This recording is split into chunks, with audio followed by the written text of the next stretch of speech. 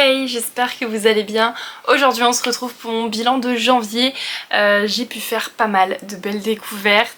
On est au nombre de 10, donc 10 lectures à vous montrer. Je vais essayer d'aller assez vite pour pas que la vidéo s'éternise comme d'habitude. Vous me connaissez parce que sinon je blablate pendant des heures. Dites-moi vous en commentaire combien vous avez pu en lire sur le mois de janvier et quelle a été votre meilleure lecture. Qui sait, ce sera peut-être ma lecture du mois prochain. Je vais commencer par les livres sur lesquels je vais pas trop m'éterniser. J'ai lu le tome 3 des Carnets de l'apothicaire, donc cette saga de manga que j'aime beaucoup pour le moment. On continue un petit peu de suivre les intrigues de cours, il y a plein de choses qui continuent de se mettre en place. J'ai très hâte que les premiers suspects arrivent, qu'on commence à avoir des petits soupçons parce que j'avoue que pour l'instant il se passe des choses mais on sait pas trop où ça va nous mener. Donc c'est assez flou pour le moment, mais j'aime bien le personnage de Mao Mao, franchement c'est une lecture qui se lit toute seule, c'est très très cool, donc à voir ce que ça donne pour la suite. Autre manga que j'ai pu découvrir, il s'agit de Racaille de bibliothèque, je vous en ai parlé très rapidement dans mes cadeaux de Noël anniversaire, puisque je l'ai eu à cette occasion. Je l'ai lu, alors c'est pas forcément la lecture que je recommande, honnêtement il ne se passe pas grand chose dedans. Le résumé me tentait beaucoup, on est vraiment sur l'amour des livres et tout ce qui s'ensuit, mais voilà, il n'y a pas d'action, il se passe pas grand chose. Le protagoniste en question, là, celui qui se découvre une passion pour les livres, il m'énerve un petit peu, on va pas se mentir. Il a des réactions que je comprends pas forcément, je sais pas trop, je saurais pas vous dire. Voilà, disons que c'est une lecture qui est sympa parce que ça se passe dans un univers qu'on aime, c'est-à-dire les livres. Voilà, on est vraiment au cœur de la bibliothèque. Maintenant, si on cherche quelque chose avec une intrigue ou des actions, passez votre chemin parce que vous serez très très déçus. Donc ça c'est pour les mangas. Ensuite sur mon bilan de janvier j'ai pu lire du coup un roman graphique, 3 romans papier, un e-book et 2 audios, il me semble. Donc je vais vous faire ça un peu par catégorie pour pas me mélanger les pinceaux. Et donc on va continuer avec les romans papier. Premier roman papier que j'ai pu lire, il s'agit d'un Noël presque parfait. Je vous avais dit que j'allais le lire sur le mois de janvier, il était hors de question que j'attende l'année prochaine pour lire cette petite merveille. Et j'en suis très heureuse parce que vraiment j'ai adoré cette lecture. Hyper original. On suit du coup Noah et Olivia qui travaillent tous les deux au sein d'un hôtel, sachant que les gérants de cet hôtel sont les grands-parents de Noah. Et donc ils se connaissent depuis leur tendre enfance puisque les parents d'Olivia travaillent également dans cet hôtel. Donc vous comprendrez qu'on est vraiment dans une ambiance très familiale, c'est des collègues certes, mais plus que ça, on est vraiment plus que sur du travail, ils font plein de choses ensemble, enfin du moins ils vont être amenés à faire pas mal de choses ensemble, mais surtout il y a une ambiance qui est vraiment très sympa, très... Ça peut être des ambiances frères et sœurs un petit peu entre les collègues, c'est-à-dire je t'aime moi non plus, enfin voilà, vous l'aurez compris. Mais c'est vraiment une lecture qui est très originale et vraiment le concept qui va être mis en place par les grands-parents de Noah est juste dingue, c'est-à-dire qu'ils vont devoir faire 25 activités tel un calendrier de l'Avent, tous ensemble jusqu'à Noël. Et donc on va suivre ici l'histoire de cette équipe, de cet hôtel. Mais Olivia et Noah sont pas hyper fans l'un de l'autre. Il y a des tensions, il faut savoir que avant cette tension entre les deux, ils étaient amis, il s'est passé des choses, etc. Mais du coup ils peuvent plus se voir en peinture, voilà, ils se détestent. Du moins Olivia a une petite haine bien précise envers lui. Et donc on va suivre en fait ces activités, et en fait ces activités là vont être filmées par une autre de leurs collègues qui s'amuse à les filmer en live TikTok tout simplement. Et donc il y a plein de followers, plein de téléspectateurs au final qui suivent cette aventure et qui veulent voir évidemment Olivia et Noah finir ensemble parce qu'ils repèrent qu'il y a une petite étincelle entre les deux. Et donc on va suivre un petit peu cette histoire et vraiment j'ai adoré. On a vraiment l'ambiance de Noël, elle est hyper présente, ça pour le coup on peut pas nier que c'est un livre de Noël, mais au-delà de ça il se passe vraiment des choses intéressantes dans ce livre, et vraiment l'univers, je vais dire, mais oh bah bonjour, On a un petit chat qui nous dit bonjour. L'histoire complète se passe dans une ambiance qui est très originale et pour ça franchement c'est une réussite absolue. Je suis fan de la couverture qui est toute colorée comme ça avec un petit jaspage. Je sais pas trop ce qu'elle veut faire, je pense qu'il y a le chien qui se ramène maintenant, je vais être entourée. Tape pas dans mon trépied mon loup, hein, tu seras mignon. Bref, je vais y arriver. Donc vous l'aurez compris, je vous recommande à fond ce livre. Autre lecture que j'ai beaucoup aimé, il s'agit d'Affronter la nuit. Déjà la couverture est juste mais incroyable et j'ai vraiment apprécié l'histoire qui nous fait un peu penser à Fourth Wing de Rebecca Yarros et un mélange avec Divergente par la même occasion. Donc vraiment un mélange qui me plaît. Alors attention, on n'oublie pas que c'est un young adulte, voilà, donc forcément que c'est un peu plus enfantin qu'une lecture fantasy classique. Mais justement, ça amène son charme, enfin vraiment c'est ce que j'ai apprécié. On n'est pas sur une lecture trop complexe, mais avec quand même des choses qui se passent qui sont très intéressantes. On va dire qu'il y a eu un petit point négatif dans ce livre-là, c'est des ellipses. Qui vont se passer et du coup j'ai l'impression de louper des éléments, des informations et surtout on ne peut pas s'attacher autant qu'on l'aimerait au personnage puisque d'un coup d'un seul on va passer 3 mois après et la vie continue comme ça. On ne sait pas trop ce qui s'est passé en 3 mois, enfin voilà. C'est le point négatif que j'ai pu trouver à ce livre, mais vraiment j'ai adoré cette histoire. On va suivre du coup Liv, ce qui est d'une jeune femme qui fait partie des quartiers un petit peu plus pauvres du royaume. Alors je sais plus le nom exactement, je l'ai plus en tête. Et en fait chaque année vous avez du coup le jour, le soleil est présent une année entière et ensuite il y a la grande nuit qui va commencer et donc là il va faire nuit pendant 1 an. Voilà, il se succède comme ça à chaque fois.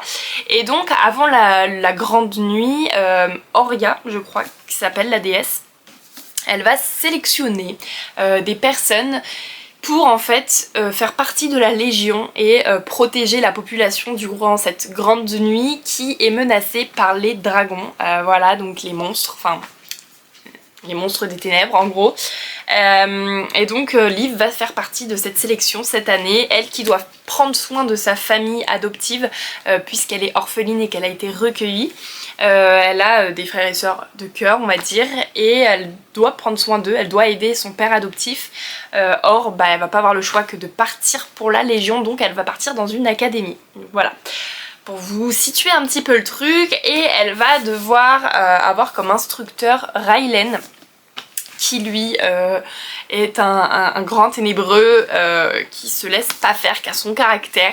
Et donc à partir de là, on va avoir une tension entre les deux puisque Liv, elle n'est pas du tout contente d'être là, elle n'est pas hyper fan de ce système et elle comprend qu'il y a des secrets, il y a des choses qui ne sont pas dites et on va suivre cette histoire. Elle va s'allier un petit peu avec Raylen au fur et à mesure. Franchement j'ai adoré cette histoire, on s'attache vraiment quand même au perso. Moi pour ma part j'ai quand même réussi à m'y attacher. Je peux comprendre que certaines personnes ont un peu de mal à cause des ellipses dont je vous parlais. Maintenant ça fait le taf quand même, franchement j'ai eu le cœur brisé à certains moments, on va pas se mentir. Mais très belle histoire, j'ai vraiment hâte d'avoir la suite parce que cette fin, on peut pas me laisser comme ça, c'est pas humain, on fait pas ça aux gens. Donc voilà, très hâte de lire la suite. Pour ce qui est du dernier roman papier que j'ai pu lire, autre que le roman graphique que je vais vous présenter, il s'agit du Roi maudit et de la couronne sanglante, donc le tome 2 des couronnes de Nyaxia de Carissa Broadbent. On va dire que ça se dit comme ça. Alors le premier du coup c'est le serpent et la descendant de la nuit. C'est quoi le titre? Je l'ai plus en tête. Ouais c'est ça, le serpent et le descendant de la nuit. Et donc le tome 2 qui est quand même une belle brique, on va pas se mentir. J'ai eu un peu peur de le commencer, peur de m'ennuyer ou de pas me souvenir du premier tome, des choses comme ça. Au final, on est très vite replongé dans l'histoire. Alors, il y a quand même une partie qui est assez longue, on va pas se mentir. En même temps, vu la grosseur du livre, fallait s'y attendre. On peut pas être que action sur action sur 700 pages, je crois, quelque chose dans le genre. Donc, évidemment qu'il y a des moments un peu plus lents, mais j'étais tellement contente de retrouver Oraya et Rain, franchement. un bonheur. Alors on est vraiment sur une relation conflictuelle pendant un long moment, un très long moment, même si on sent qu'il y a de la passion, même s'il y a une attirance, c'était long. C'était très long entre eux, on est vraiment sur un slow burn, enfin un slow burn niveau sentiment on va dire, parce qu'il se passe des choses entre les deux, mais en termes de sentiments ça met du temps à se mettre. Maintenant il faut savoir que même s'il y a une suite à cette saga, ça va se passer sur un autre personnage. Donc dans celui-ci on a vraiment la finalité de l'histoire entre Oraya et Rain et j'étais très satisfaite, vraiment j'ai adoré. Je suis très contente d'avoir pu voir comment ont évolué ces personnages et comment ils ont fait pour entretenir leur relation. Donc vraiment très belle découverte pour ce tome 2. Et j'ai vraiment qu'une hâte, c'est de découvrir le tome 3 parce que c'est sur un personnage secondaire que j'ai vraiment adoré dans les 2 premiers tomes. Je l'aime d'amour, j'ai trop hâte de connaître son histoire. J'ai vraiment qu'une hâte, c'est ça. Toujours autant de beauté pour ce livre. On a toujours des petits fanarts up à ce niveau-là. Mais ce livre-là est incroyable. Donc je vais pas vous le résumer pour pas vous résumer, enfin pour pas vous spoiler surtout le tome 1, mais sachez que c'est une fantaisie. Je sais pas si je peux la qualifier de romantaisie. Techniquement oui, parce qu'il y a de la romance, mais je trouve quand même que le côté politique prend le dessus sur la romance. Enfin je sais pas, ouais c'est un peu moite-moite, c'est une romantaisie. Allez, on va dire que c'est ça. Vraiment, lisez-le, j'aime trop.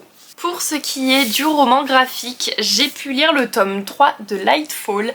Je vous en ai parlé un petit peu dans une autre de mes vidéos, je ne sais plus laquelle, je suis désolée. Mais je vous disais que j'aimais beaucoup ce roman graphique, que les dessins sont très mignons, enfin j'aime bien. C'est vraiment le style de roman graphique que j'apprécie et l'histoire est très prenante. Dans ce tome 3, du coup, on continue de suivre Béa et Cad. Et je trouve que celui-ci a été d'autant plus émouvant que les 2 premiers tomes. Vraiment, on a de plus en plus de révélations et on a voilà, un côté un petit peu plus bouleversant dans celui-ci que j'ai vraiment beaucoup apprécié. J'ai vraiment hâte d'avoir le tome 4, il n'est toujours pas sorti, je ne sais pas quand est-ce qu'il va sortir. Mais je sais qu'il y en aura un autre puisque c'est écrit à suivre à la fin. J'espère que cette saga va continuer, donc il faut qu'elle fonctionne parce qu'il me faut la suite, donc par pitié lisez ce livre. Mais vraiment j'ai très hâte de pouvoir continuer cette aventure. Je sais pas jusqu'à combien de tomes l'auteur a prévu d'aller, je pourrais pas vous dire, mais moi tant qu'on continue sur de la mignonnerie comme ça, en fait c'est très mignon mais en même temps attention parce que n'allez pas vous dire qu'il faut lire ça juste parce que c'est mignon, vous allez être déçus. Il y a vraiment une quête, il y a vraiment une intrigue, il y a quelque chose dans ce livre, on suit quelque chose, on n'est pas juste sur des personnages qui sont mignons et naïfs et bêtes, non, il se passe des choses et c'est vraiment hyper prenant, donc voilà. J'adore. Pour ce qui est ensuite de mon unique lecture sur ma liseuse, il s'agit de South Girl, donc le tome 1. Ça faisait un petit moment que je l'avais et je sais pas, je mettais du temps à le sortir de ma pile à lire et je sais pas, je me suis motivée, je me suis dit allez c'est parti et je ne regrette pas du tout puisque ça a été un coup de cœur. J'ai vraiment adoré cette histoire. Alors attention, mais vraiment très gros attention, ce n'est pas du tout un livre pour tout le monde. Beaucoup de trigger warning, on aborde des sujets qui sont assez durs et qui sont très détaillés, donc à ne pas mettre entre les mains de tous. Maintenant que j'ai fait cette petite parenthèse, vraiment faites attention à vous et à votre petit cœur. Ça a été une lecture qui a été très poignante et j'ai adoré découvrir l'histoire de Elvira et de Abel. Elvira du coup qui vient des quartiers sud de Chicago, donc qui fait partie un peu des gangs etc.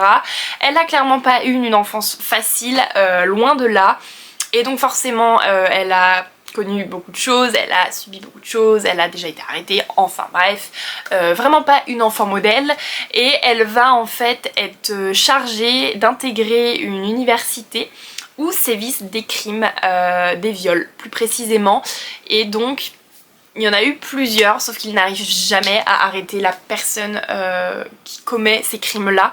Et donc elle va devoir en fait intégrer cette école pour essayer de démasquer le violeur, tout simplement. Donc là déjà vous vous doutez que ça va pas être une histoire très joyeuse. Et donc voilà, elle va arriver là, en échange elle gagne quelque chose. Évidemment on la lance pas dans la gueule du loup comme ça sans bénéfice pour elle, loin de là. Par contre je vais pas vous le dire parce que j'ai pas envie de vous spoiler l'histoire. Mais du coup elle accepte, elle y va, elle va rencontrer du coup Abel et sa bande d'amis. Elle va très vite s'entendre avec certains de cette bande d'amis, et d'ailleurs sa bande d'amis vraiment je suis fan d'eux, je les aime énormément, c'est franchement des persos secondaires à qui on s'attache réellement, limite plus que les persos principaux. Donc vraiment là-dessus rien à dire. Et du coup elle va rencontrer Abel au fur et à mesure, ils vont se retrouver à être voisins parce qu'ils habitent en fait dans le même immeuble, et on va suivre cette histoire. Donc on est vraiment sur une histoire d'université là-dessus, des plus basiques, mais attention, une université qui est quand même de riches, clairement, c'est une université de riches, très bourge finalement. Donc pas du tout l'habitude de Elvira, elle n'est pas à sa place dans cette école et on lui fait bien sentir. Et à côté de ça on va avoir une enquête en parallèle qui va se faire. Franchement c'est hyper prenant, il se passe plein de choses, on arrive à avoir des moments où on se concentre un petit peu plus sur la romance, des moments où on va se concentrer vraiment plus sur l'enquête. Cette histoire m'a brisé le cœur, mais vraiment il s'est passé des choses, j'avais le cœur meurtri, donc j'ai vraiment très hâte de lire le tome 2 qui est sorti très récemment, et lui je vais l'acheter c'est sûr et certain. On va passer maintenant aux livres audio que j'ai pu écouter, et ils sont au nombre de 3. Pour le coup j'en ai écouté pas mal ce mois-ci, et je sais pas, j'étais dans ma période, j'ai trouvé plus de temps pour les écouter plutôt que de lire, mais franchement je ne regrette pas parce que j'ai fait de très belles découvertes. Et on commence avec La Sage-Femme d'Auschwitz que j'ai pu écouter. Alors j'ai déjà lu, alors c'est les Sœurs d'Auschwitz que j'ai lu, il me semble. J'en ai d'autres à lire, Le Tatoueur et le Voyage de Silka aussi, enfin bref, j'en ai plusieurs à lire, mais j'ai lu que les Sœurs d'Auschwitz, et donc j'ai écouté celui-ci. J'ai adoré. J'ai adoré, encore une fois on est sur une histoire qui est bouleversante, on s'en doute. On se retrouve vraiment au cœur de la Seconde Guerre mondiale, dans les camps de concentration. Et on va suivre ici, donc c'est Anna et hop là que je récupère juste mon carnet pour avoir le prénom, c'est Esther je crois. Anna et Esther, voilà. Donc Anna qui est sage-femme de profession et Esther qui est infirmière de base. Voilà, et elles vont se retrouver toutes les deux dans des camps, elles se connaissent en dehors des camps puisqu'elles habitaient pas très loin il me semble, ou alors c'est assez flou, je sais plus exactement comment elles se connaissent, mais elles se connaissent. Et elles vont se retrouver voilà, ensemble dans les camps, et en fait on va dire que leur profession les a sauvées puisque les nazis avaient besoin d'une sage-femme pour faire accoucher les femmes qui arrivaient dans les camps et qui avaient besoin d'accoucher. Et ensuite voilà, il se passe plein de choses autour des enfants etc. Mais du coup leur profession les a sauvées, du moins pour l'arrivée des camps et ne pas être directement tuées, abattues froidement finalement. Et donc voilà, on va suivre cette histoire, on va suivre du coup l'histoire du camp, mais on va également suivre l'histoire d'à côté, leur vie à elles en fait, avant qu'elles soient déportées, donc leur vie de famille, leurs espoirs, leur motivation, tout ce qui se passait en fait dans leur vie, voilà, elle s'est mis sur pause, mais en même temps c'est cet espoir qui essaye de les garder en vie, et donc voilà, on suit l'histoire de ces deux femmes remarquables. Et franchement c'est une période historique qui personnellement m'intéresse beaucoup.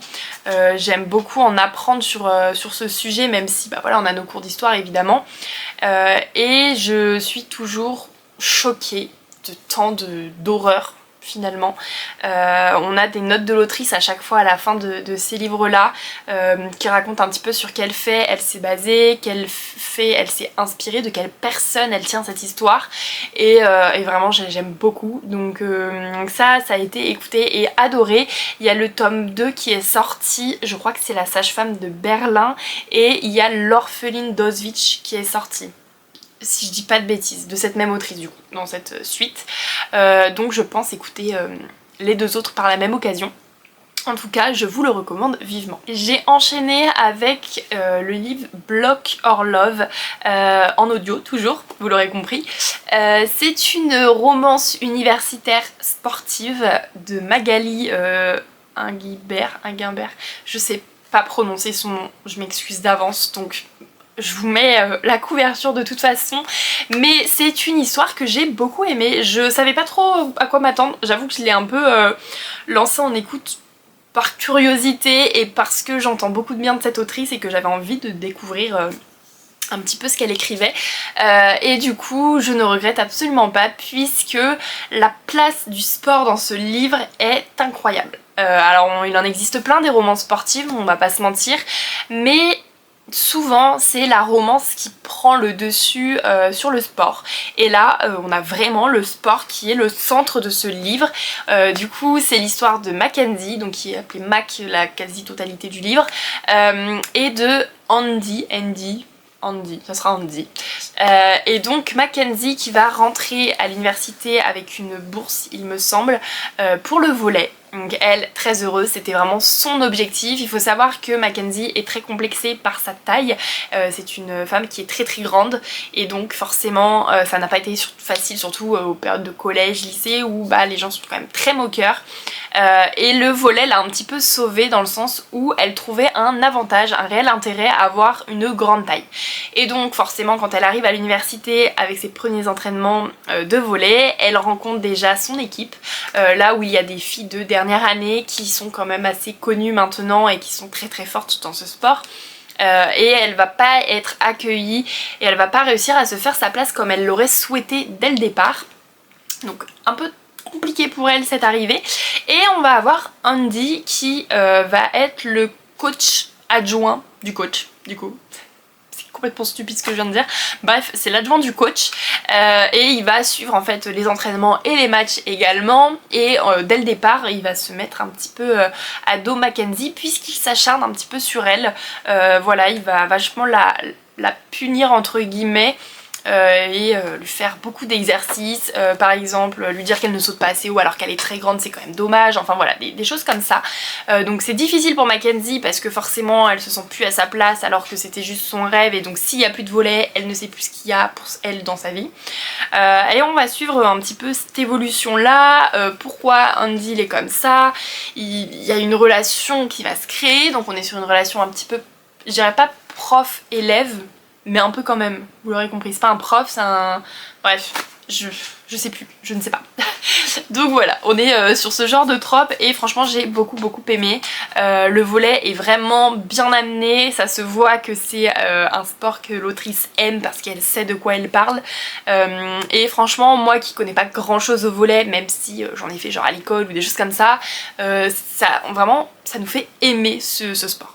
Clairement ça nous fait l'aimer. Pour ce qui est du dernier livre audio que j'ai pu écouter, il s'agit d'un livre que j'ai également en e-book mais que je m'étais jamais motivée à le lire. Voilà, il était là, il était caché dans ma pile à lire d'e-book et je me suis lancée sur l'audio parce que je me suis dit pourquoi pas, après tout au moins ce sera fait et je ne regrette absolument pas. Il s'agit de The Devil's Sons, le tome 1. Vraiment, pourquoi j'ai attendu si longtemps? Pourquoi faire? Je sais pas, je me pose la question.